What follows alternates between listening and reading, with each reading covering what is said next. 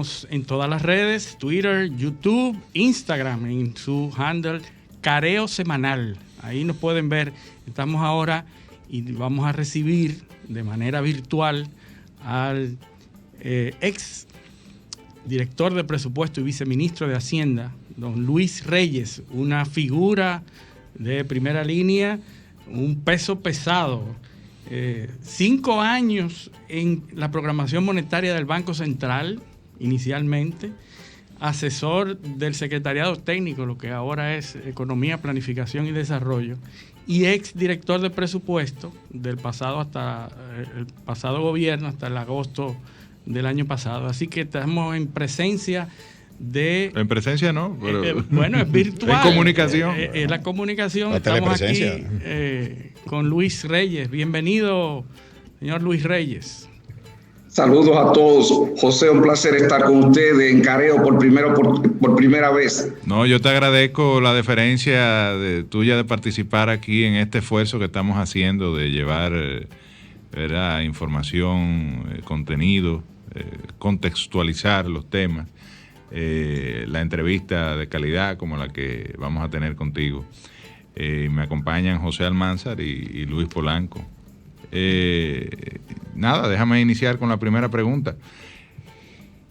El martes, el Partido de la Liberación Dominicana y un equipo de técnicos al cual tú perteneces, pues dieron su opinión sobre los principales lineamientos del presupuesto que se depositó en la Cámara de Diputados. Precisamente la Cámara de Diputados designó la comisión que va a conocer este presupuesto, una comisión bicameral, y el Senado, en la última sesión de la cual yo participé, pues designó a los pares del Senado, que es básicamente la comisión de presupuesto, de la cual, dicho sea de paso, yo también formo parte. Y nos vamos a abocar al conocimiento de este presupuesto. ¿Cuáles son los principales elementos que hay que destacar de un presupuesto que en principio yo te diría luce sobreestimado en ingresos y subestimados por ejemplo, el dato del déficit para el año entrante parecería subestimado? Entonces uno se pregunta, ¿es esto un presupuesto que tiene una formulación realista? ¿Cuál es la opinión de Luis Reyes, quien además administró esta gestión del Estado durante 8 años, ¿verdad, Luis? 8 años. Sí. Quiero comenzar primero resaltando lo siguiente. El presupuesto refleja la visión que tiene el gobierno sobre cómo debe de gestionarse la economía, la participación del gobierno en la economía. Y eso es un tema central, porque el presupuesto no solamente va a reflejar las prioridades de política, va a reflejar también aspectos relacionados con me endeudo, no me endeudo, cuánto me endeudo, a qué cosa debo destinar ese endeudamiento. Hay muchos aspectos que están relacionados con la visión de gobierno. La visión del gobierno sobre el presupuesto, sobre la política económica y cómo gestionar esa política económica. Y el proyecto de presupuesto que se acaba de someter al Congreso, que ustedes están discutiendo actualmente en la comisión, refleja más que nada lo que es una visión conservadora del gobierno. Incluso, yo quiero destacar, el martes de la semana pasada se publicó el World Economic Outlook, que es un documento que publica todos los años el Fondo Monetario Internacional, y ahí hace una serie de recomendaciones de políticas a los gobiernos.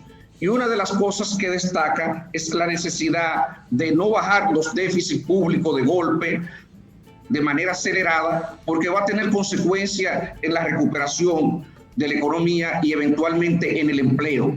Y cuando yo digo, José, que y dice también, escúchame que te interrumpa, Luis, es porque después estas decisiones van a tener implicaciones económicas, no solamente económicas, sino también políticas y sociales. Luis. Si nosotros, adelante, escucho. Sí, interrumpiéndote de manera abrupta, decirte que este informe dice claramente que debe los presupuestos tener transparencia, o sea, las normas, en todos los casos la adhesión, y cito, a las normas más estrictas en materia de transparencia de la deuda será esencial para evitar dificultades de refinanciamiento y un aumento de las primas por riesgo soberano que encarecen el endeudamiento en toda la economía. Es decir, una exigencia del fondo o una recomendación, evidentemente, de que estos instrumentos, como el presupuesto que se ha presentado, estén revestidos de toda la transparencia posible, ¿no?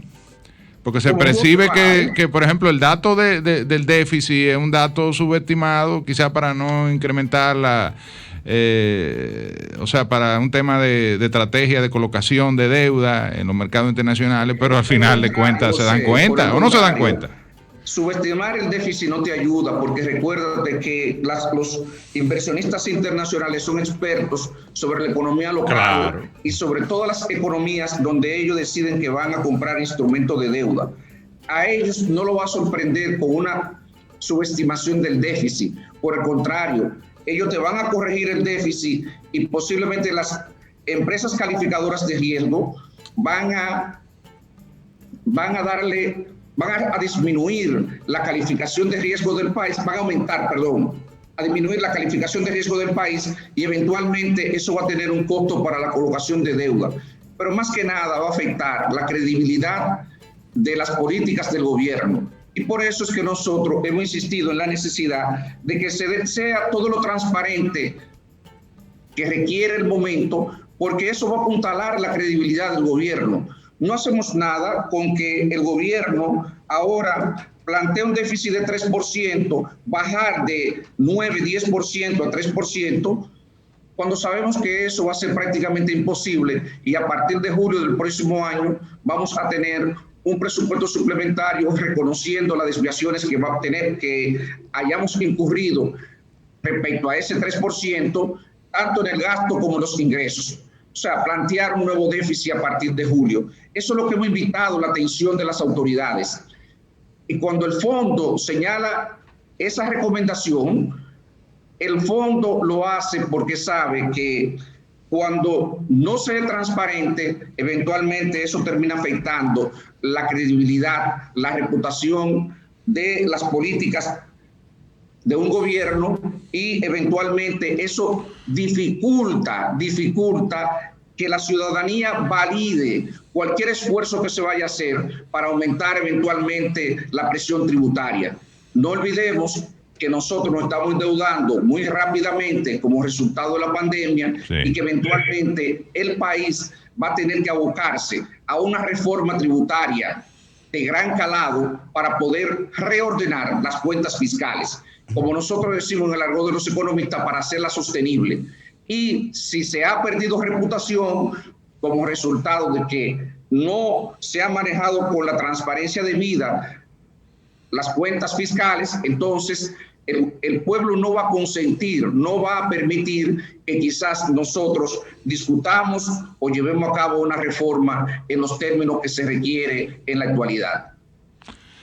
Luis, hay un aspecto con relación a ese elemento de transparencia necesario en un instrumento de esta naturaleza, como es el presupuesto general de la nación, que ha llamado mucho la atención. Se habla ahora de la sustitución de las medidas de carácter impositivo que fueron incorporadas inicialmente al presupuesto por un adelanto de fondos de parte de Barrick, en una operación que involucra, de acuerdo al anuncio hecho por el propio presidente, al sector financiero dominicano. Esta semana escuchamos al ministro de Hacienda hablar de números.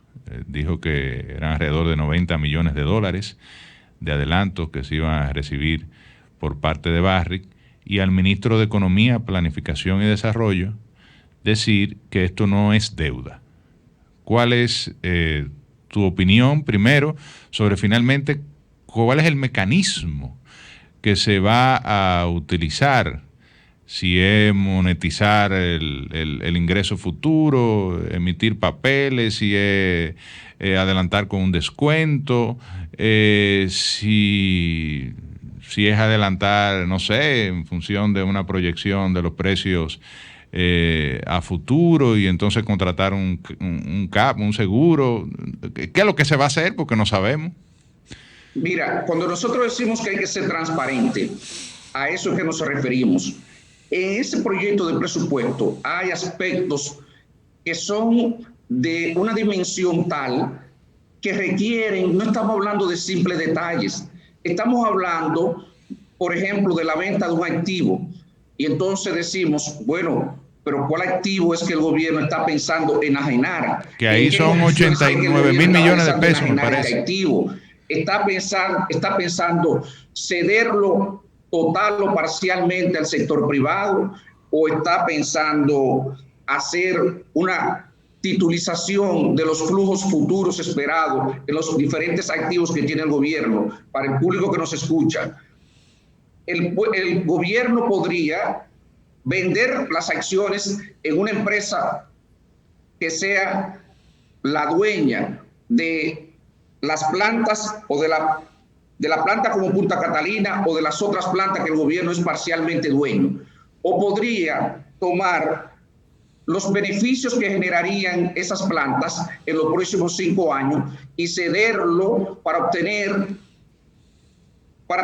unos flujos en este momento y financiar el presupuesto del próximo año. Pero esas son dos operaciones distintas. O pudiese vender activos. Pudiese vender activos también. Bueno, habría que ver, pero en todo caso, el tema es que hay que transparentar eso, hay que discutirlo con la ciudadanía, hay que socializar estos temas y yo creo que no beneficia a nadie, ni al gobierno ni a la ciudadanía, que estos temas no se manejen con toda la información sobre la mesa. Por eso es que nosotros hemos insistido en el tema de la transparencia. Recordemos, la transparencia da legitimidad a las autoridades, Por eso siempre es útil tener en cuenta estos aspectos. Cuando nosotros teníamos la responsabilidad de formular y gestionar el presupuesto, nosotros preferíamos que se armara la discusión, inmediatamente se presentara el proyecto de presupuesto en el Consejo de Ministros, porque entendíamos que eso era lo más sano, lo más saludable.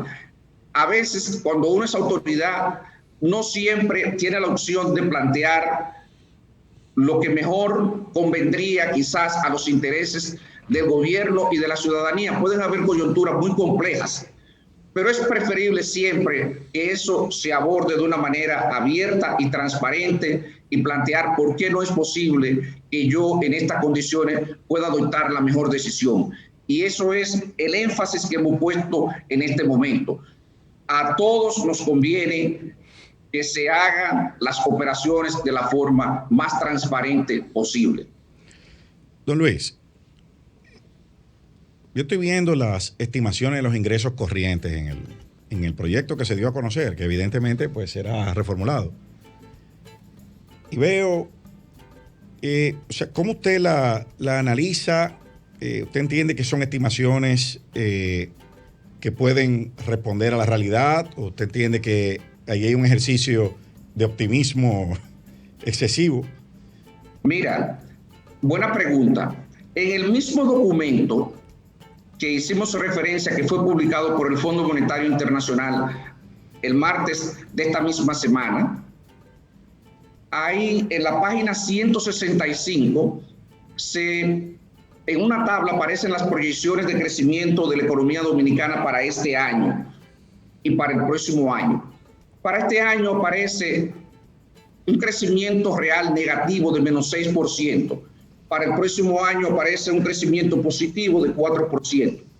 Si tú tomas la tabla del marco macroeconómico que aparece en el proyecto de ley de presupuesto general del Estado que cursa actualmente en el Congreso, encontrarás que para este año la tasa de crecimiento que se utilizó para hacer las estimaciones de ingresos es de menos 4%. Si tú comparas menos 4 y menos 6 que publica el Fondo Monetario Internacional, encontrarás que hay una sobreestimación de 2% en el crecimiento, en este caso en el crecimiento negativo. O sea, se ve una visión más optimista en la tabla que se plantea en el proyecto de ley de presupuesto. Pero si toma el próximo año, el año 2021, en esas mismas tablas, podrá observar que mientras el fondo estima un crecimiento de 4%, en la tabla que sustenta las estimaciones de ingresos del presupuesto, se toma en consideración un crecimiento de 5%. Es decir, desde el punto de vista técnico, tanto el año base que tú estás utilizando para hacer la estimación de los ingresos está subestimado la caída de la economía, y por otro lado, para el próximo año hay una visión optimista de 5% en lugar de 4% que considera el Fondo Monetario Internacional. Esto da lugar a estimaciones de decenas de miles de millones de pesos. Decenas de miles de millones. Ahí hay un desfase de 3% entre el... De 3%, para que la gente tenga una idea.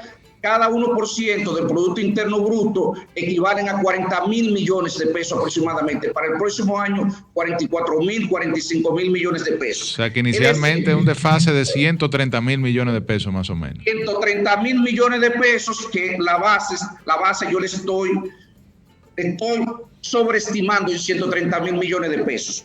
Si yo a esa base le aplico un porcentaje equivalente a la presión tributaria del país, que es aproximadamente 14%. Entonces, eso nos va a dar que la proporción que yo estimo que va a recibir el gobierno el próximo año es mucho mayor que la que realmente se está proyectando actualmente. Cuando nosotros decimos que el déficit del gobierno está subestimado, lo hacemos basado en esa interpretación de los datos. Muy bien.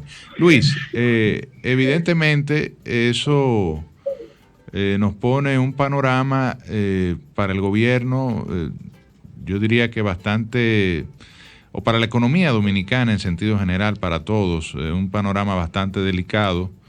El gobierno va a tener poco espacio fiscal, va a tener que recurrir a nuevos financiamientos. Habrá que ver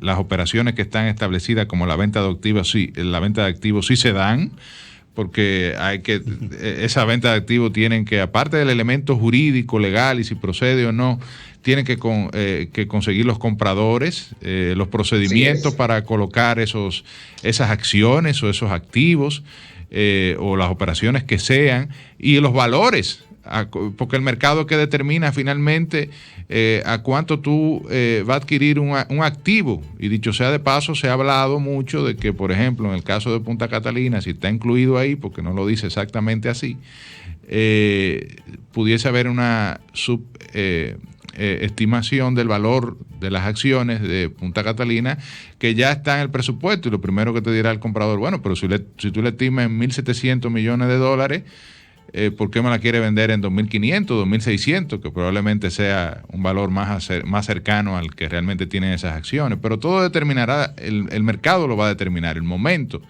en que se produzca esa operación.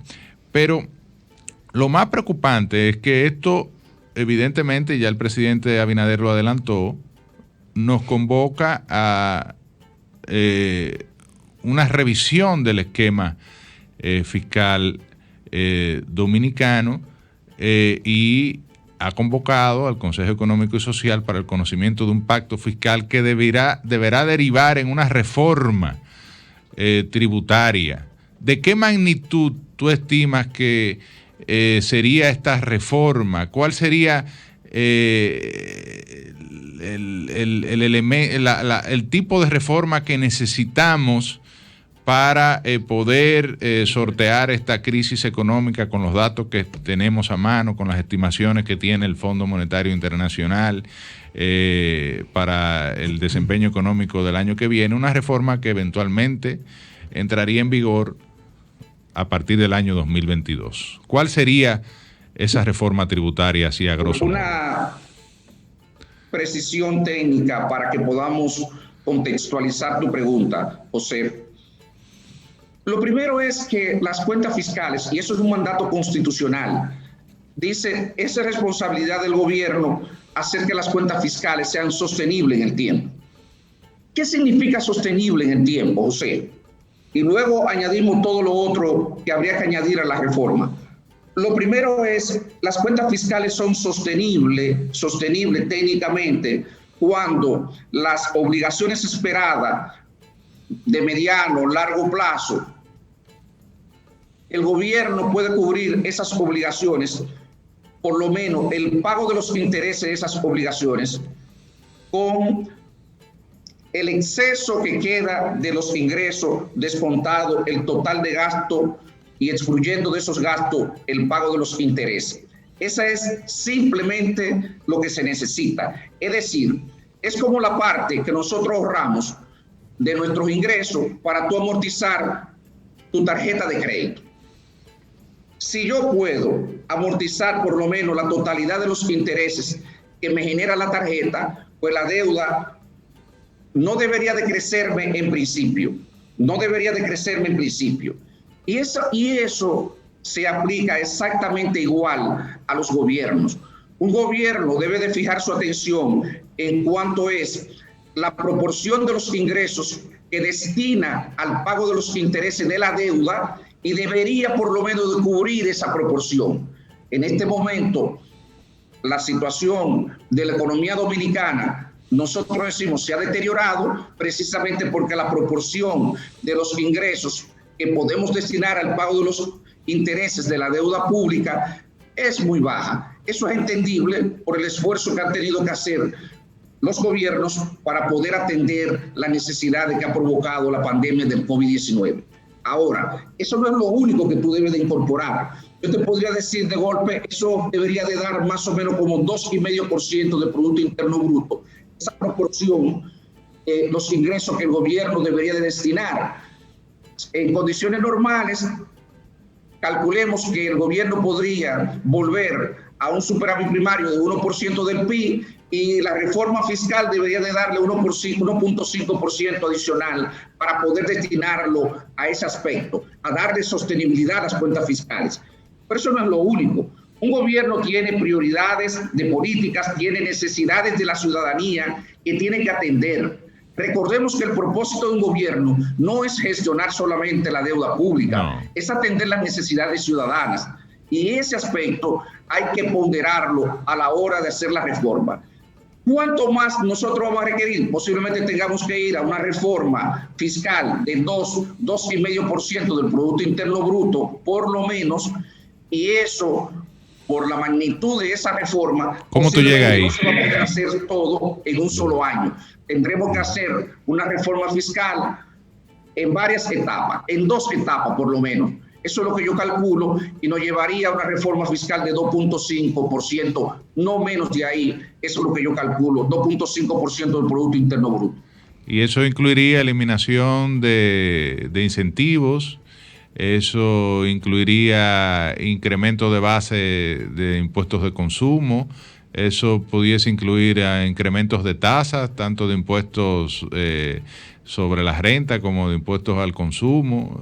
Ese es el menú. Ese menú que tú has planteado, tengo la percepción que se va a dar exactamente los mismos términos que tú lo refieres. Creo que va a haber que coger de todo un poco porque va a ser imposible por la magnitud de la reforma poder cargárselo a un solo sector. Eso no me parece viable porque supondría la quiebra de cualquier sector que tú le apliques un ajuste de esa magnitud. Entonces, en principio, estaríamos hablando de una reforma, evidentemente podrá ser pactada, negociada, pero de una base impopular, ¿no? Que va a generar mucha necesidad de diálogo, ¿no? De parte del gobierno. Claro, por eso es que nosotros hemos sido tan cautos, tan prudentes a la hora de hacerle señalamiento al gobierno. Más bien, esto lo hemos planteado a manera de alerta, de exhortación al gobierno. Hay que concentrarse en lo que viene, en lo que nos va a llegar. No abramos una confrontación ahora porque mañana vamos a necesitar todos vamos a necesitarnos para poder afrontar los desafíos de ese mañana cercano que nos espera. Excelente. Muchas gracias, Luis. Ha sido un placer y de verdad que te agradecemos el habernos acompañado en la mañana de hoy. Este programa está a la orden para seguir debatiendo estos temas que yo creo que nos va a tomar gran parte de la agenda económica y política, no solo evidentemente de este año, donde nos abocamos a conocer este presupuesto del año 2021, sino ya a partir del año entrante por los elementos de esta convocatoria a un pacto fiscal. Así que a ustedes, amigos, les agradecemos también la sintonía, el estar con nosotros, y les invitamos a que el próximo sábado continúen en este careo semanal a las 10 de la mañana. Así es. Careo con habilidad, encuentro e interrogatorio. Careo con agilidad, Para lo importante y notorio.